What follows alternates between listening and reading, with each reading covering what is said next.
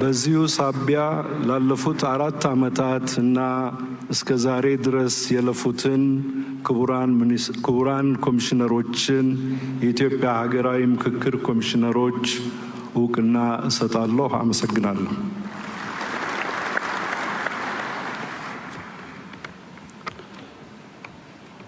አመሰግናለሁ። ኮሚሽነር አምባሳደር ማህሙድ 4 ዓመት እንዴት ረጅም ነው? እንዴትስ አጭር ነው? የተከበራችሁ በመጀመሪያ እንደምን አደራችሁ? ረጅም ጉዞ ነው የሄድነው። ዛሬ በዚህ ሂደታችን ውስጥ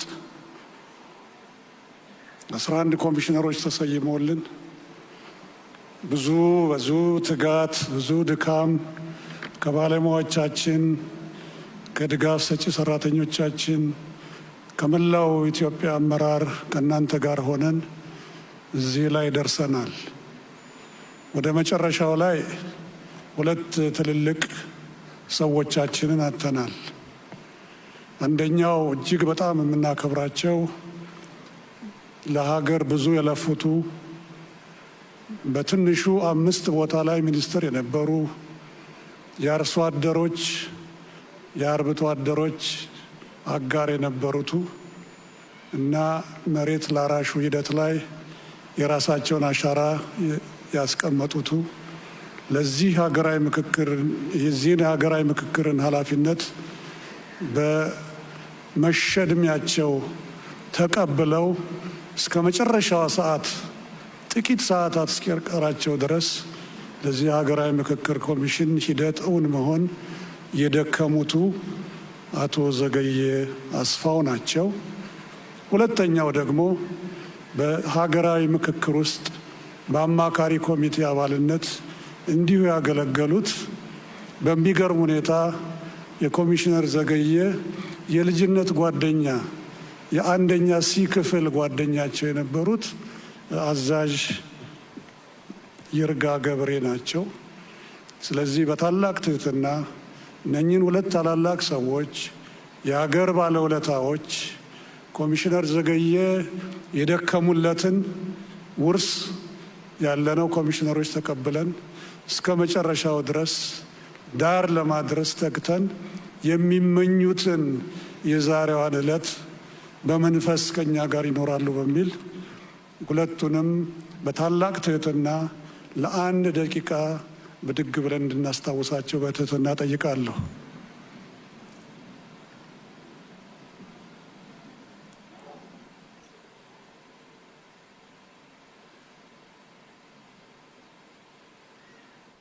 ፈጣሪ ያክብርልኝ። በትህትና ተቀመጡልኝ።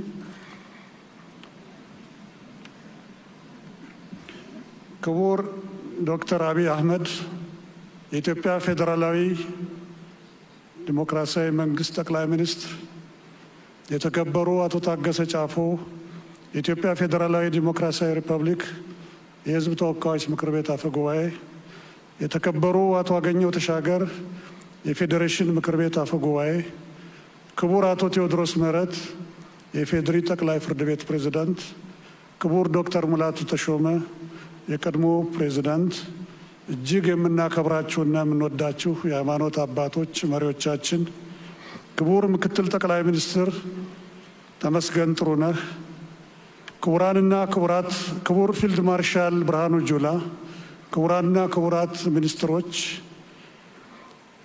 የተከበሩ አምባሳደር ባንኮሌ አዴኦዬ በአፍሪካ ህብረት የፖለቲካ የሰላምና ደህንነት ጉዳዮች ኮሚሽነርና የዋና ኮሚሽነሩ የዕለቱ ተወካይ የኔ ማለት አይደለም፣ የተከበሩ ቺፍ ኦሉሴጉን ኦባሳንጆ የቀድሞ የናይጄሪያ ፕሬዝዳንትና የአፍሪካ ቀንድ የአፍሪካ ህብረት ልዩ መልእክተኛ፣ ክቡር ዶክተር ወርቅነህ ገበየሁ የኢጋድ ዋና ጸሐፊ፣ የሰላምና የደህንነት ከፍተኛ አመራሮች፣ የተከበራችሁ የሀገር ሽማግሌዎች፣ አባ ገዳዎች፣ ሀደ ስንቄዎች፣ እናቶች፣ ወጣቶች፣ አምባሳደሮችና የዓለም አቀፍ ማህበረሰብን የወከላችሁ ተሳታፊዎች፣ ክቡራትና ክቡራን፣ ከመላው ሀገራችንና ባህርን የብስን አቋርጣችሁ የተገኛችሁ የጉባኤው ተሳታፊዎች፣ ጥሪ የተደረገላችሁ እንግዶች፣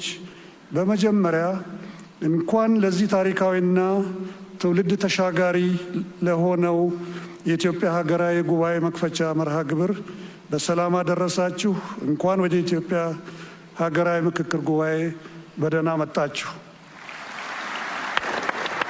ክቡራትና ክቡራን፣ ዛሬ በዚህ አዳራሽ የተሰባሰብነው በታሪክ ምዕራፍ ላይ ስፍራን ለሚይዝ ታላቅ ጉዳይ ነው። ሕፃናቶቹም ታሪክን እንስራ ብለውናል። ይህ ጉባኤ የሀገራችንን የፖለቲካና የማህበራዊ ጉዞ አቅጣጫ የሚያቀና፣ ለቀጣዩ ትውልድ ጠንካራና አስተማማኝ ሀገር ለመገንባት የሚያስችል አዲስ የታሪክ ምዕራፍ የሚከፍት ነው። ክቡር ጠቅላይ ሚኒስትር፣ ክቡራትና ክቡራን፣ ሀገራችን ኢትዮጵያ የረጅም ዘመን ታሪክ የሚያኮሩ ባህሎች፣ የብዝሃነት ውበት ቅድም እንዳስተዋልነው ባለቤት ብትሆንም ይህንን ታላቅነቷን በዘላቂነት ለማስቀጠል እንቅፋት በሆኑ በርካታ የሀሳብ ልዩነቶችና አለመግባባቶች ውስጥ ማለፏ አይካድም። የቅድሙን ቋጠሮ ልብ ይሏል። እነዚህ የተከማቹና ለዘመናት የዘለቁ የፖለቲካና የስርዓት ጥያቄዎች፣ በመካከላችን የሚታዩ አለመግባባቶችና ቅራኔዎች ዛሬም ድረስ የዜጎችን ሰላምና የሀገር አንድነትን እየፈተኑ ይገኛሉ። የሀሳብ ልዩነት በራሱ ችግር አይደለም። የተለያዩ አመለካከቶች የማንነታችንና የዲሞክራሲያዊ ሕይወታችን አካል ናቸው፣ ውበትም ናቸው። ችግር የሚሆነው እነዚህን ልዩነቶች በምክክር ፋንታ በግጭት፣ በመገለልና በኩርፊያ ወይም በኃይል ለመፍታት ሲሞከር ነው። ክቡራትና ክቡራን፣ እነዚህን ስር የሰደዱ ችግሮቻችንን በኃይል፣ በጊዜያዊ ማስታገሻዎች ወይም በአግላይ ሂደቶች በዘላቂነት መፍታት እንደማይቻል ታሪካችን አስተምሮናል። መፍትሄው አንድና አንድ ብቻ ነው። ይኸውም ታማኝ፣ አካታች፣ ግልጽና ሳይንሳዊ የሆነ ሀገራዊ ምክክር ማካሄድ። ምክክር ማለት ብዝሃነታችንን የምናጠፋበት ሳይሆን ልዩነቶቻችንን በሰለጠነ መንገድ ይዘን በጋራ መኖር የምንችልበትን ስርዓት የምንዘረጋበት መድረክ ነው። ዛሬ የምንጀምረው ጉባኤ እርስ በርስ እንድንደማመጥ፣ የሌላውን ሕመም እንድንረዳ፣ በየጊዜው የሚያመረቅዙ ትርክቶችንና የታሪክ ጠባሳዎችን እንዲሽሩ ለማድረግ በጋራ የወደፊት ዕጣ ፈንታችን ላይ እንድንስማማ ትልቅ ዕድል የሚሰጥ ሀገራዊ ፈውስ የምናካሄድበት ነው። ክቡር ጠቅላይ ሚኒስትር፣ የተከበራቸው የጉባኤው ተሳታፊዎች፣ የኢትዮጵያ ሀገራዊ ምክክር ኮሚሽን ከተቋቋመበት ጊዜ ጀምሮ ይህንን ታላቅ ሀገራዊ ኃላፊነት ከዳር ለማድረስ በርካታ ፈታኝና ውስብስብ የዝግጅት ስራዎችን ሲያከናውን ቆይቷል። ዛሬ ለዚህ ጉባኤ እንድንበቃ መሰረት የሆኑና በከፍተኛ ጥንቃቄና ባለሙያዎች ታግዘው የተከናወኑ ዋና ዋና ተግባራትን ለመጥቀስ እወዳለሁ። አንደኛ፣ የአሰራር ስርዓቶችን መዘርጋት፣ የምክክር ሂደቱ ህጋዊነትና ተአማኒነትን የጠበቀ እንዲሆን ግልጽነት፣ ተጠያቂነት ያላቸው የአሰራር መመሪያዎችና ስርዓቶች ተዘርግተው ተግባራዊ ተደርገዋል። ሁለተኛ፣ የምክክር ሂደት ተሳታፊዎችን የመለየት ስራ። የምክክር ሂደቱ አካታችና ፍትሐዊ እንዲሆን ከሁሉም የህብረተሰብ ክፍሎች የተውጣጡ አርሶና አርብቶ አደሮችን፣ ሴቶችን፣ ወጣቶችን፣ የፖለቲካ ፓርቲዎችን፣ ተቋማትና ማህበራትን፣ ምሁራንና የማህበረሰብ መሪዎችን ያካተቱ ተሳታፊዎችን የመለየት ስራ በታማኝነትና በገለልተኝነት ተከናውኗል። ሶስተኛው፣ አጀንዳ የማሰባሰብና የመቅረጽ ሂደት የህዝቡን እውነተኛ ድምፅና የችግሮቹን ምንጭ ለመለየት በየደረጃው ሰፊ አጀንዳ ማሰባሰብ ስራዎች ተካሂደዋል። እነዚህ የተሰበሰቡ ሀሳቦች በምሁራንና በባለሙያዎች ታግዘውና በባለድርሻ አካላት ግብአት ተሰጥቶባቸው ለምክክሩ በሚያመች መልኩ ተቀርጸው ተዘጋጅተዋል።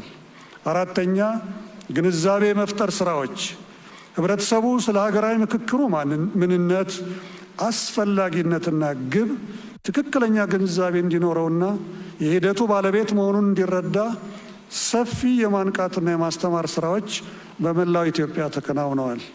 ክቡራትና ክቡራን፣ ይህ ዛሬ የምናስጀምረው ጉባኤ ከነዚህ ሁሉ ጥንቃቄ የተሞላባቸው መሰረቶች ላይ የቆመ መሆኑን ስገልጽ በከፍተኛ ደስታና ታላቅ ኩራት ነው። ክቡራትና ክቡራን፣ በዚህ ታሪካዊ ሀገራዊ ምክክር ጉባኤ የምንጠብቃቸው ውጤቶች ታላላቅ የሀገራችንን የወደፊት ዕጣ ፈንታ የሚወስኑ ናቸው። ከዚህ ሂደት ማግስት በመሰረታዊ የሀገር ግንባታ ጉዳዮች ላይ ሀገራዊ መግባባት ይጠበቅብናል። ለዘመናት ሲያጋጩን በኖሩና ዛሬም እያጋጩን ያሉ ጉዳዮች ላይ የጋራ መፍትሄ በማስቀመጥ ዘላቂ ሰላምና መረጋጋትን እንድናሰፍን ህፃናቶቹ ቅድም ጠይቀውናል።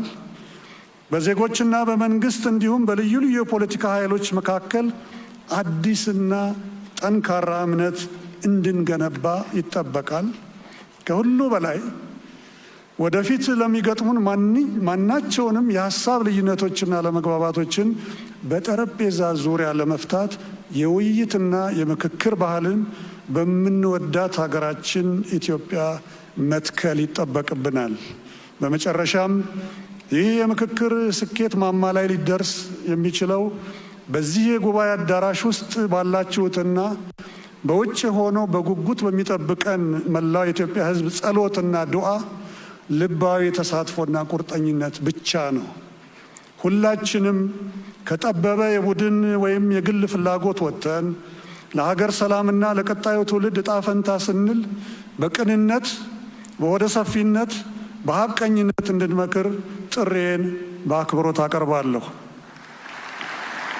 ክቡራትና ክቡራን፣ በዚህ የምክክር ሂደት ያለንበትን ቀይ ሳይሆን ትልቋን እምዬ ወይም አዴ ኢትዮጵያን ማዕከል እንድናደርግ አሁንም በታላቅ ትህትና እመክራለሁ።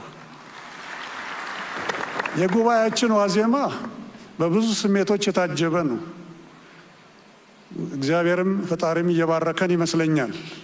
ይህንን የምልበት የቅድመ ዝግጅት ላይ በምናደርግበት ጊዜ 3 ሰዎች የጤና እክል ደርሶባቸው ነበር እና 3ቱም በጥሩ ሁኔታ ወጡ።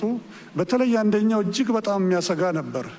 ከፍተኛ የሆነ የልብ መደፈን ችግር ደርሶባቸው በአስቸኳይ ጥቁር አንበሳ ሄደው እዛ የሚደረገውን እንደው በቀላል ቋንቋ ቀዶ ሕክምና ተደርጎላቸው ድነው አሁን ከ3 ቀን በኋላ ይህን ስብሰባ ይካፈላሉ። ሌላው ደስ የሚለው ነገር ደግሞ አንዷ እህታችን ቀድሞ ከሲዳማ የመጡ ናቸው።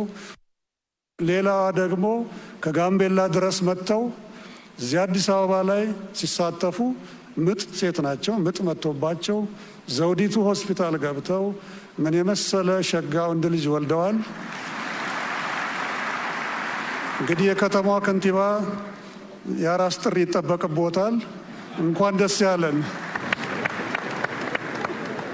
ለዚህ ጉባኤ መሳካት ሌትና ቀን ለደከማችሁ የኮሚሽኑ 11 ኮሚሽነሮች፣ የአማካሪ ኮሚቴ አባላት፣ የተቋሙ ባለሙያዎችና ድጋፍ ሰጪ ሰራተኞች በሙሉ በዚህ በታላቅ ጉባኤ ፊት ላለፉት 4 ዓመት በጋራ አብረን የራሳችን ብለን ስለደከምን ከፍ ያለ አክብሮቴንና ምስጋናዬን አቀርባለሁ።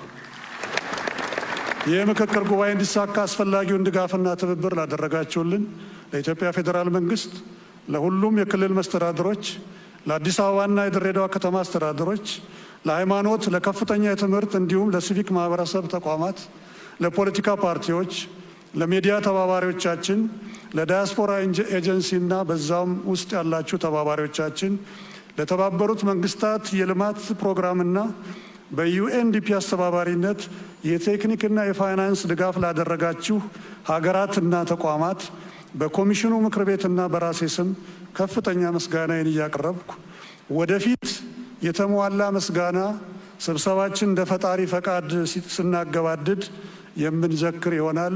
ይሄ ቀብድ ነው። ከሁሉ በላይ እምነትና ተስፋቸውን ጥለውብን ሙሉ ድጋፍ ላደረጉልን የኢትዮጵያ ሕዝቦችና ይህን ስኬት እንድናስመዘግብ የረዳንን ፈጣሪያችንን ከልብ እንዳመሰግን ይፈቀድልኝ። የኢትዮጵያ ሀገራዊ ምክክር ጉባኤ በይፋ መከፈቱን ሳበስርም በታላቅ ደስታ ነው። የኢትዮጵያ የጋራ የወደፊት ጉዞ በምክክር በመተማመንና በመግባባት እንገንባ። ኢትዮጵያ በልጆቿ ምክክርና አንድነት ጸንታ ለዘላለም ትኑር። አመሰግናለሁ። ከዚህ ቀጥዬ ክቡር ዶክተር አብይ አህመድ የኢትዮጵያ